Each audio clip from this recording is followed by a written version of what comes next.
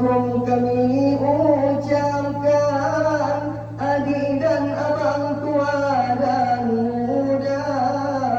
Di malam ini nampak dipandang, malam perpisahan KKN mahasiswa.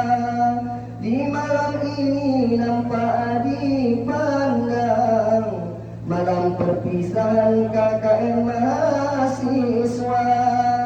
Bapak Pengulu saya hormatkan, di ini malam salam mulia. Aparatur desa tak ketinggalan, tak dilupakan Ibu PKK. Terima kasih kami ucapkan siang dan malam seluruh warga yang telah sudi membanting tulang untuk mensukseskan program yang kami bawa.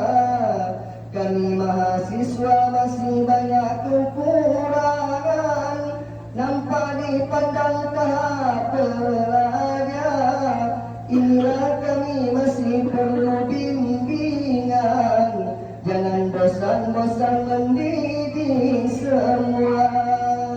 Mungkin bahasa kuranglah sopan, harap maafkan seluruh warga.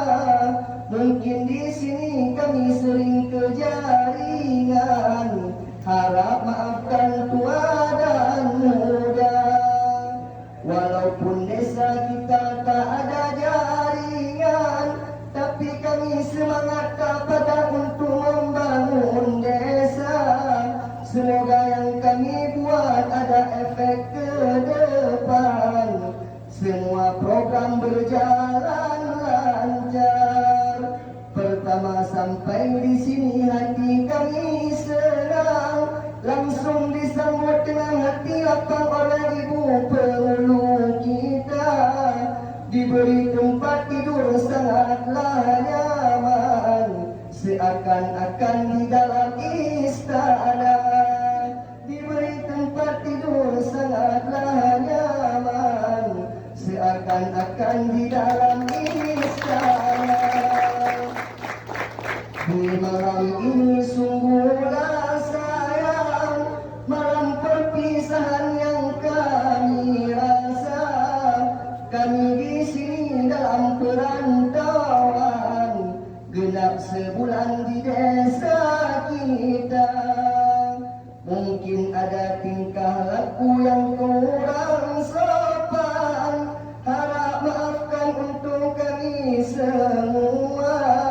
Kampung persiapan ise-ise sangat berperan, susah dan senang sudah kami rasa. Bukan perpisahan yang kita tak